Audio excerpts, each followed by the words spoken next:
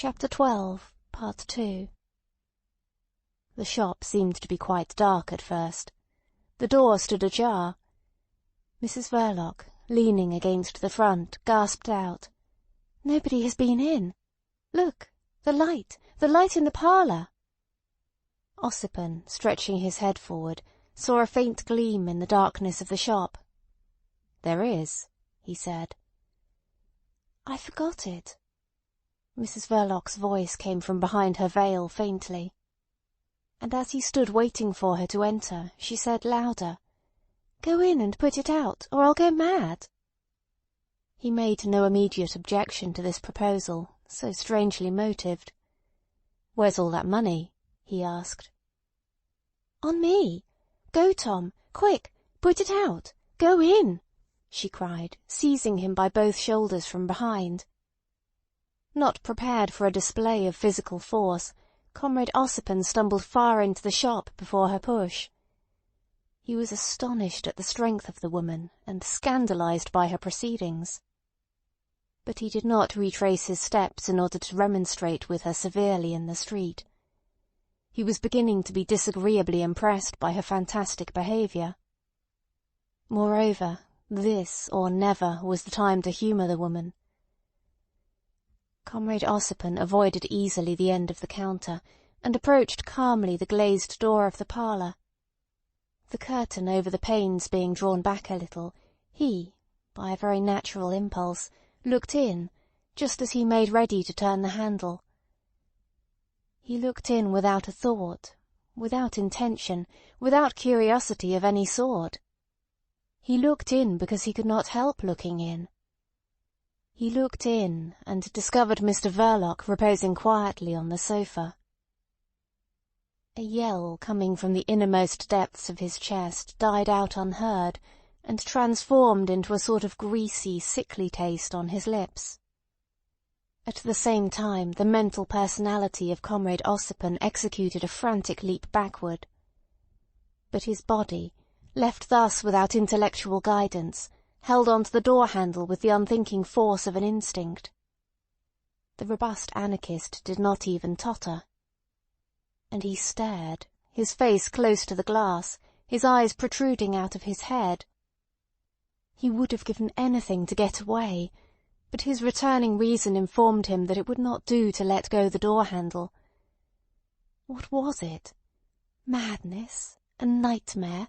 Or a trap into which he had been decoyed with fiendish artfulness? Why? What for? He did not know. Without any sense of guilt in his breast, in the full peace of his conscience as far as these people were concerned, the idea that he would be murdered for mysterious reasons by the couple Verloc passed not so much across his mind as across the pit of his stomach, and went out, leaving behind a trail of sickly faintness, an indisposition. Comrade Ossipon did not feel very well in a very special way for a moment, a long moment. And he stared. Mr Verloc lay very still meanwhile, simulating sleep for reasons of his own, while that savage woman of his was guarding the door, invisible and silent in the dark and deserted street. Was all this some sort of terrifying arrangement invented by the police for his especial benefit? His modesty shrank from that explanation. But the true sense of the scene he was beholding came to Ossipon through the contemplation of the hat. It seemed an extraordinary thing, an ominous object, a sign. Black and rim upward, it lay on the floor before the couch, as if prepared to receive the contributions of pence from people who would come presently to behold Mr Verloc in the fullness of his domestic ease, reposing on a sofa. From the hat the eyes of the robust anarchist wandered to the displaced table, gazed at the broken dish for a time, received a kind of optical shock from observing a white gleam under the imperfectly closed eyelids of the man on the couch. Mr Verloc did not seem so much asleep now as lying down with a bent head and looking insistently at his left breast. And when Comrade Ossipon had made out the handle of the knife, He turned away from the glazed door and retched violently. The crash of the street door flung to made his very soul leap in a panic. This house with its harmless tenant could still be made a trap of a terrible kind. Comrade Ossipon had no settled conception now of what was happening to him. Catching his thigh against the end of the counter, he spun round, staggered with a cry of pain, felt in the distracting clatter of the bell his arms pinned to his side by a convulsive hug, while the cold lips of a woman moved creepily on his very ear to form the words, "Policeman! He has seen me!"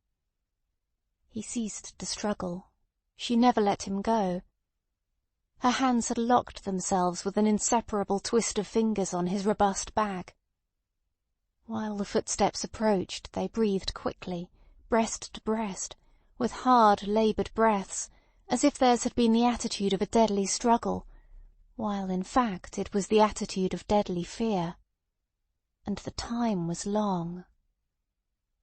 The constable on the beat had in truth seen something of Mrs Verloc, only, coming from the lighted thoroughfare at the other end of Brett Street, she had been no more to him than a flutter in the darkness.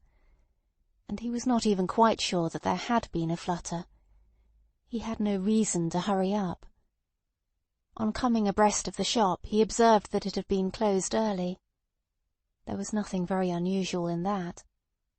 The men on duty had special instructions about that shop. What went on about there was not to be meddled with unless absolutely disorderly, but any observations made were to be reported.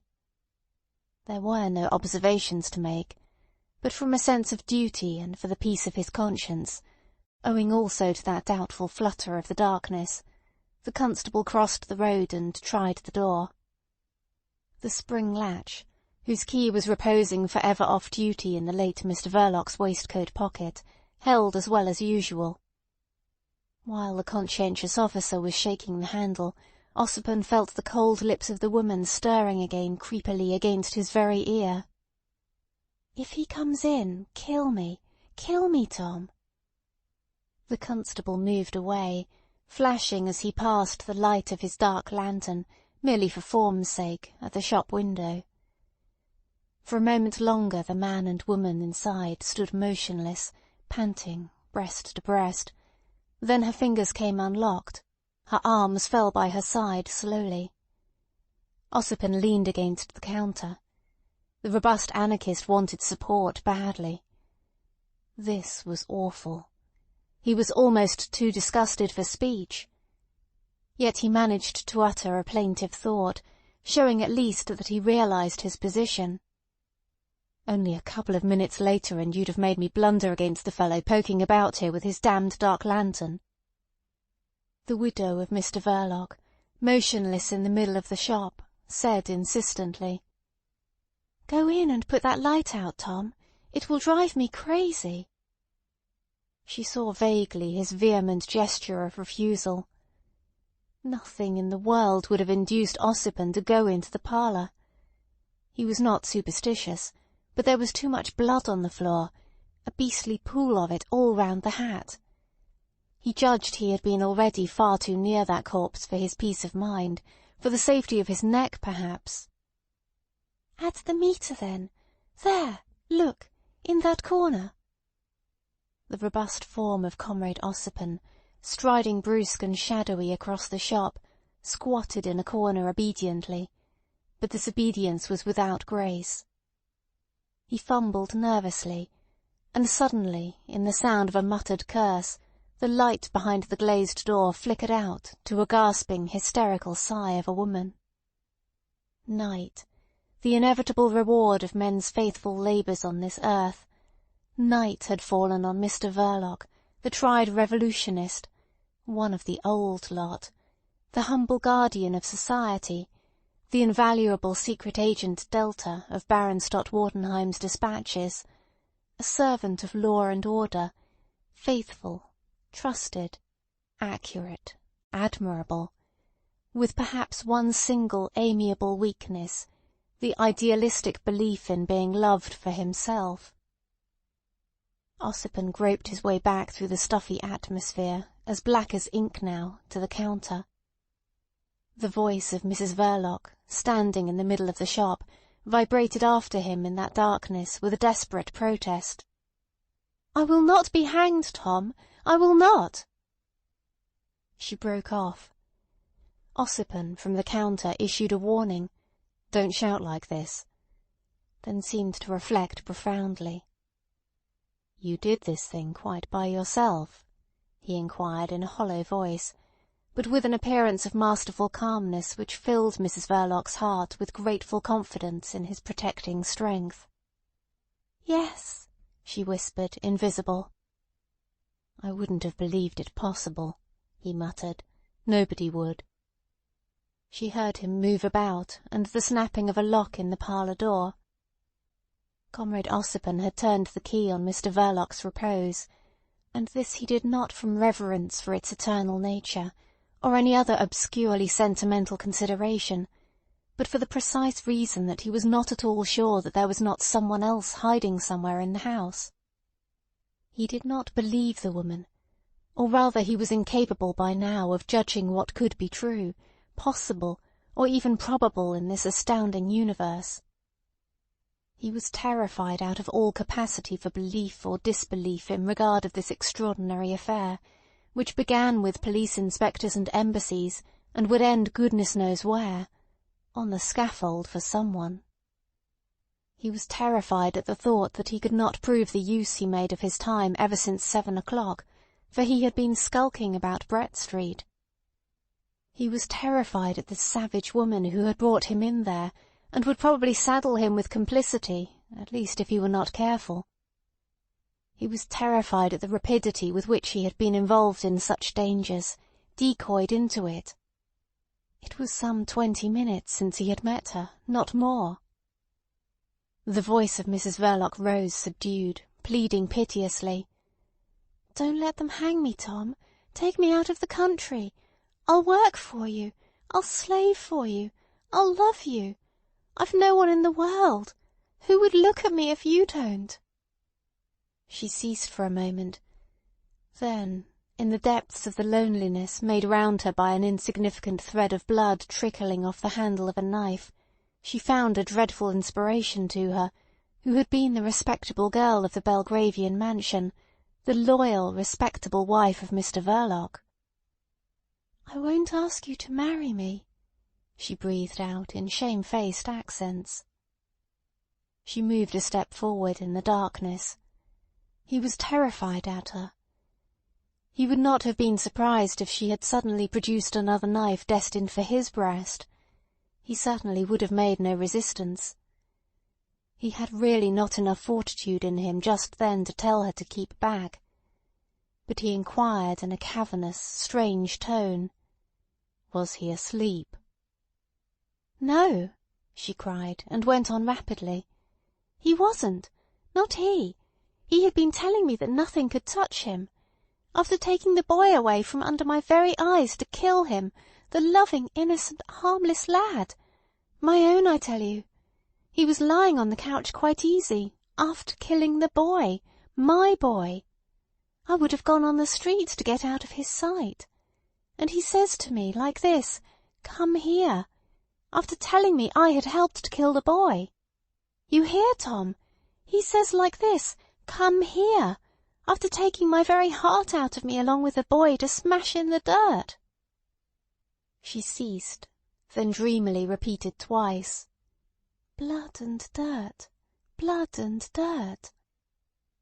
A great light broke upon Comrade Ossipon. It was that half-witted lad, then, who had perished in the park. And the fooling of everybody all round appeared more complete than ever, colossal. He exclaimed scientifically, in the extremity of his astonishment, "The degenerate! By heavens!" "Come here!" The voice of Mrs. Verloc rose again. "What did he think I was made of? Tell me, Tom. Come here. Me, like this. I had been looking at the knife, and I thought I would come then if he wanted me so much. Oh yes, I came for the last time, with the knife." He was excessively terrified at her, the sister of the degenerate, a degenerate herself of a murdering type, or else of the lying type. Comrade Ossipon might have been said to be terrified scientifically in addition to all other kinds of fear. It was an immeasurable and composite funk, which from its very excess gave him in the dark a false appearance of calm and thoughtful deliberation. For he moved and spoke with difficulty, being as if half frozen in his will and mind, and no one could see his ghastly face. He felt half dead. He leapt a foot high. Unexpectedly Mrs Verloc had desecrated the unbroken, reserved decency of her home by a shrill and terrible shriek. "Help, Tom! Save me! I won't be hanged!" He rushed forward, groping for her mouth with a silencing hand, and the shriek died out. But in his rush he had knocked her over. He felt her now clinging round his legs, and his terror reached its culminating point, became a sort of intoxication, entertained delusions, acquired the characteristics of delirium tremens. He positively saw snakes now.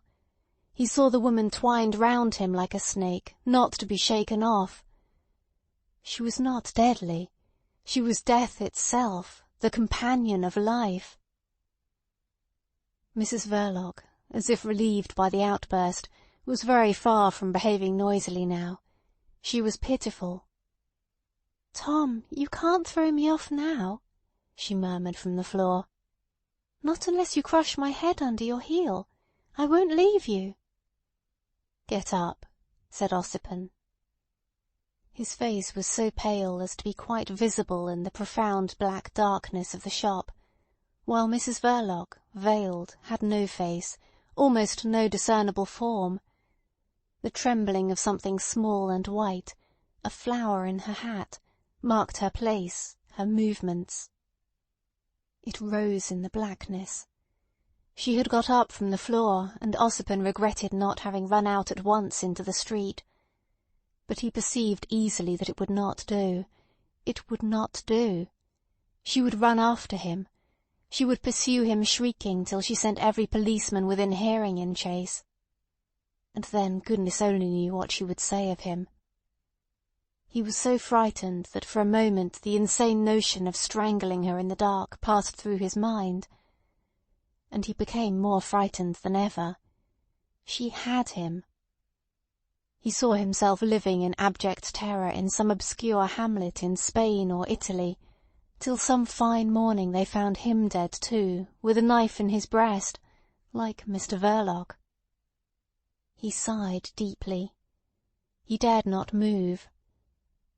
And Mrs Verloc waited in silence the good pleasure of her saviour, deriving comfort from his reflective silence. Suddenly he spoke up in an almost natural voice. His reflections had come to an end. "Let's get out, or we will lose the train." "Where are we going to, Tom?" she asked timidly. Mrs Verloc was no longer a free woman. "Let's get to Paris first, the best way we can. Go out first and see if the way's clear." She obeyed. Her voice came subdued through the cautiously opened door. "It's all right." Ossipon came out. Notwithstanding his endeavours to be gentle, the cracked bell clattered behind the closed door in the empty shop, as if trying in vain to warn the reposing Mr Verloc of the final departure of his wife, accompanied by his friend. In the hansom they presently picked up, the robust anarchist became explanatory. He was still awfully pale, with eyes that seemed to have sunk a whole half-inch into his tense face. But he seemed to have thought of everything with extraordinary method. "When we arrive," he discoursed in a queer, monotonous tone, "you must go into the station ahead of me, as if we did not know each other. I will take the tickets and slip yours into your hand as I pass you. Then you will go into the first-class ladies' waiting-room and sit there till 10 minutes before the train starts. Then you come out. I will be outside. You go first on the platform as if you did not know me. There may be eyes watching there that know what's what. Alone you are only a woman going off by train. I am known. With me you may be guessed at as Mrs. Verloc running away. Do you understand, my dear?" he added with an effort. "Yes," said Mrs. Verloc, sitting there against him in the hansom, all rigid with the dread of the gallows and the fear of death. "Yes, Tom." And she added to herself, like an awful refrain, "The drop given was 14 feet." Ossipon, not looking at her, and with a face like a fresh plaster cast of himself after a wasting illness, said, "By the by, I ought to have the money for the tickets now." Mrs. Verloc, undoing some hooks of her bodice, while she went on staring ahead beyond the splashboard, handed over to him the new pigskin pocket-book. He received it without a word, and seemed to plunge it deep somewhere into his very breast. Then he slapped his coat on the outside. All this was done without the exchange of a single glance. They were like two people looking out for the first sight of a desired goal. It was not till the hansom swung round a corner and towards the bridge that Ossipon opened his lips again. "Do you know how much money there is in that thing?" he asked, as if addressing slowly some hobgoblin sitting between the ears of the horse. "No," said Mrs. Verloc. "He gave it to me. I didn't count. I thought nothing of it at the time. Afterwards—" She moved her right hand a little. It was so expressive, that little movement of the right hand, which had struck the deadly blow into a man's heart less than an hour before, that Ossipon could not repress a shudder. He exaggerated it then purposely, and muttered, "I'm cold. I got chilled through." Mrs. Verloc looked straight ahead at the perspective of her escape. Now and then, like a sable streamer blown across a road, the words, "The drop given was 14 feet," got in the way of her tense stare. Through her black veil the whites of her big eyes gleamed lustrously like the eyes of a masked woman. Ossipon's rigidity had something businesslike, a queer official expression. He was heard again all of a sudden, as though he had released a catch in order to speak. "Look here, do you know whether he kept his account at the bank in his own name or in some other name?"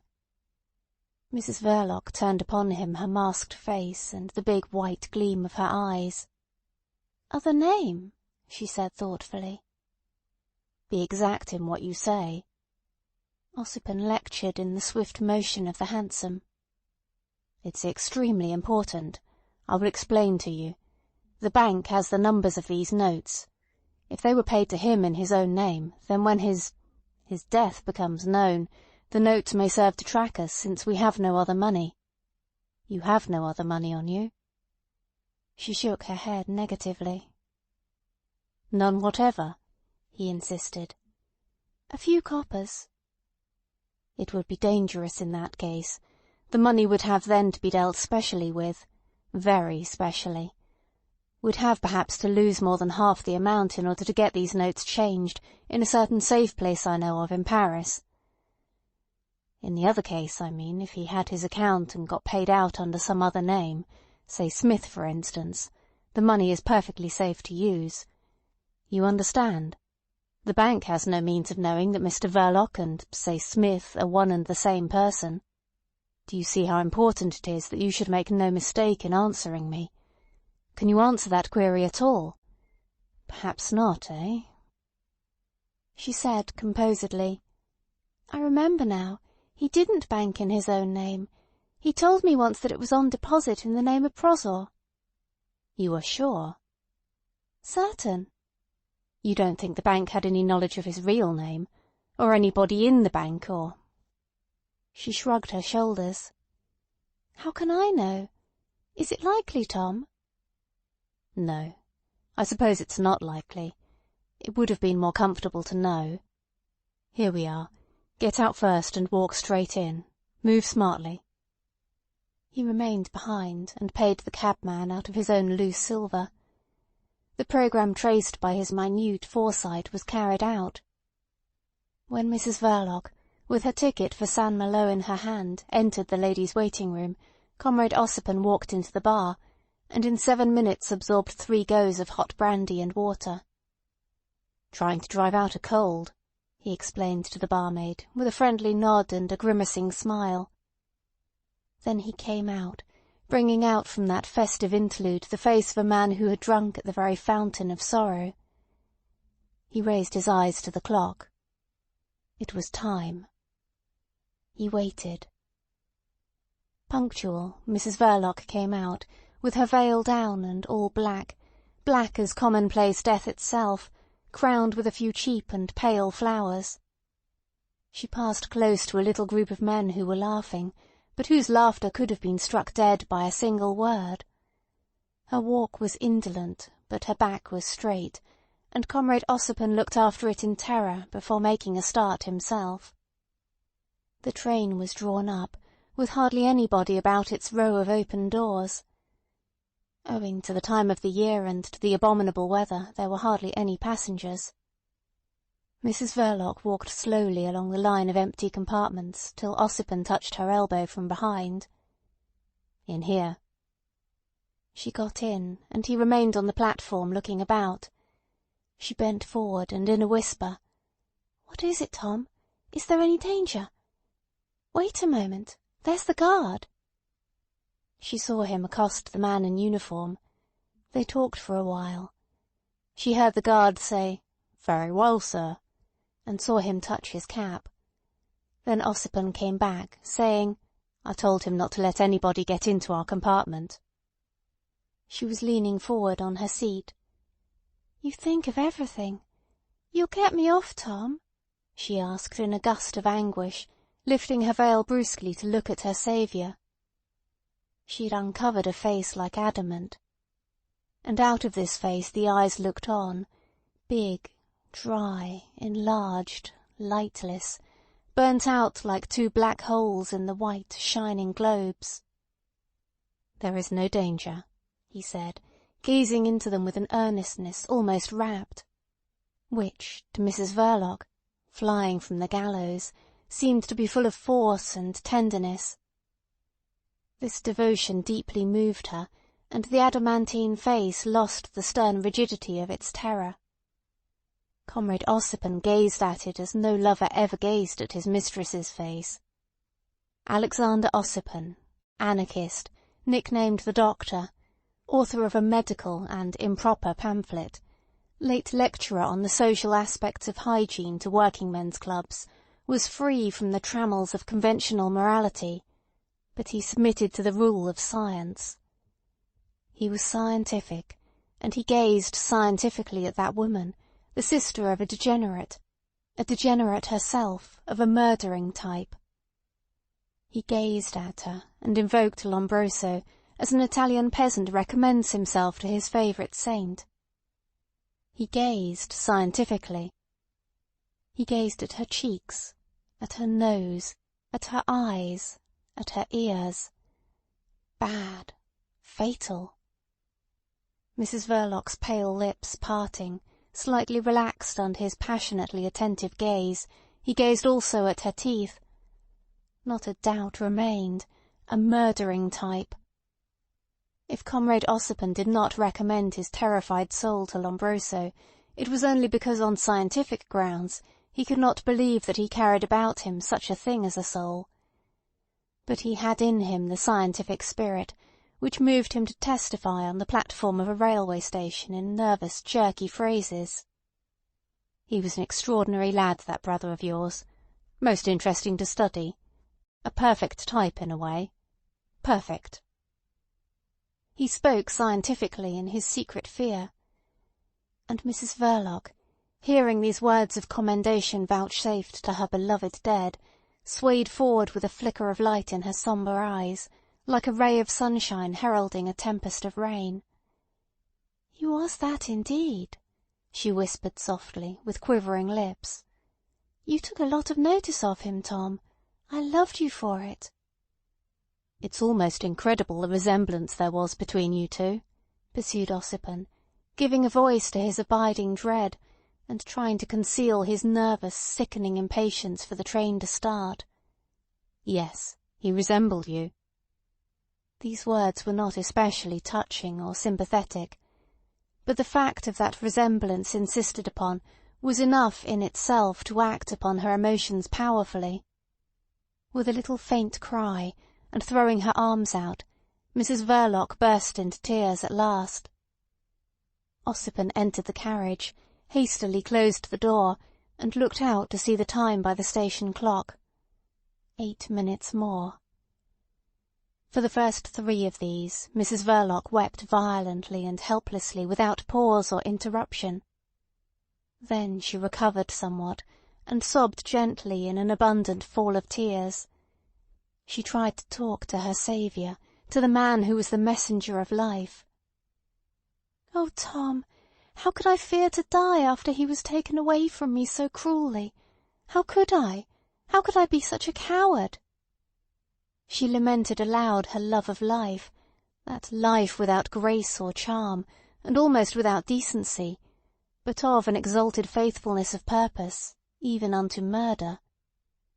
And, as very often happens in the lament of poor humanity, rich in suffering but indigent in words, the truth, the very cry of truth, was found in a worn and artificial shape picked up somewhere among the phrases of sham sentiment.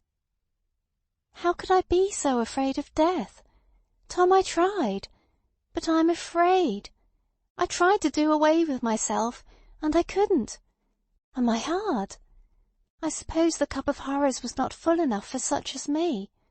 Then when you came—" She paused. Then in a gust of confidence and gratitude, "I will live all my days for you, Tom," she sobbed out.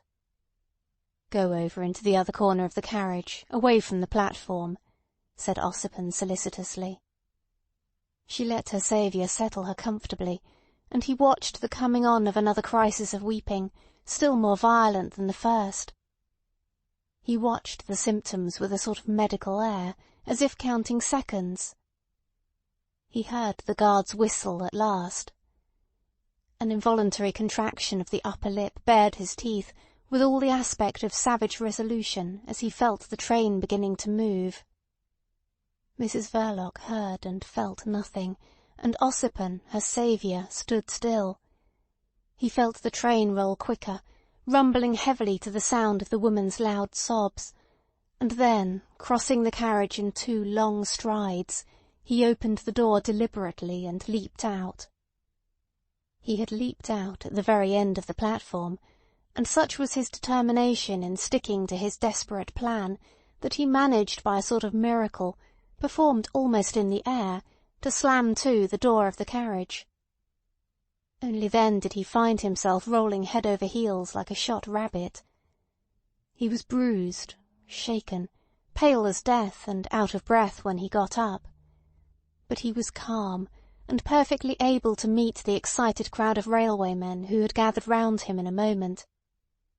He explained, in gentle and convincing tones, that his wife had started at a moment's notice for Brittany to her dying mother, that of course she was greatly upset, and he considerably concerned at her state, that he was trying to cheer her up, and had absolutely failed to notice at first that the train was moving out. To the general exclamation, "Why didn't you go on to Southampton then, sir?" he objected the inexperience of a young sister-in-law left alone in the house with 3 small children, and her alarm at his absence, the telegraph offices being closed. He had acted on impulse. "But I don't think I'll ever try that again," he concluded, smiled all round, distributed some small change, and marched without a limp out of the station. Outside, Comrade Ossipon, flush of safe banknotes as never before in his life, refused the offer of a cab. "I can walk," he said, with a little friendly laugh to the civil driver. He could walk. He walked. He crossed the bridge. Later on the towers of the Abbey saw in their massive immobility the yellow bush of his hair passing under the lamps. The lights at Victoria saw him too, and Sloane Square, and the railings of the park. And Comrade Ossipon once more found himself on a bridge. The river, a sinister marvel of still shadows and flowing gleams mingling below in a black silence, arrested his attention. He stood looking over the parapet for a long time. The clock tower boomed a brazen blast above his drooping head. He looked up at the dial.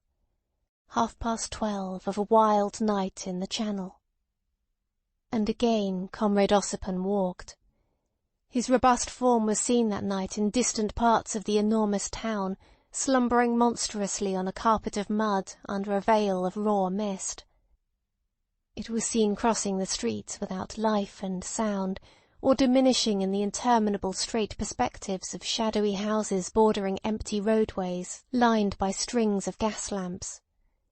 He walked through squares, places, ovals, commons, through monotonous streets with unknown names, where the dust of humanity settles inert and hopeless out of the stream of life. He walked, and suddenly turning into a strip of a front garden with a mangy grass plot, he let himself into a small grimy house with a latchkey he took out of his pocket. He threw himself down on his bed all dressed, and lay still for a whole quarter of an hour. Then he sat up suddenly, drawing up his knees and clasping his legs. The first dawn found him open-eyed in that same posture.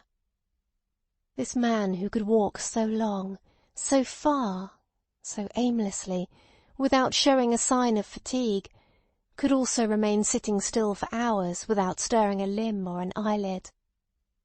But when the late sun sent its rays into the room, he unclasped his hands and fell back on the pillow. His eyes stared at the ceiling, and suddenly they closed. Comrade Ossipon slept in the sunlight. End of section 14.